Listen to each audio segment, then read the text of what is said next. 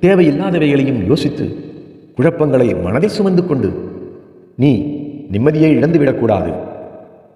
கிடைத்திருக்கும் இந்த வாழ்க்கையை எப்படி எதிர்கொண்டு போராடி ஜெயிக்கப் போகிறோம் என்பதை பற்றி மட்டுமே யோசித்து வாழ்க்கையில் ஒரு மேடு பள்ளங்களை கடந்து மீண்டு வெளியே வர வேண்டும்.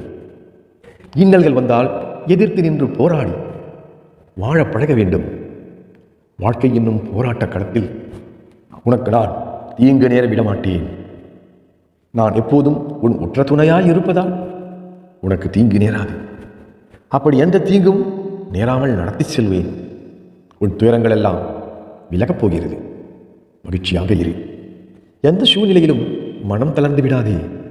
உன் நிழலாக நான் உன் துணையாக இருப்பதால் நீ என்னிடம் வேண்டிய எல்லா நன்மைகளும் உன்னை வந்து சேரும்.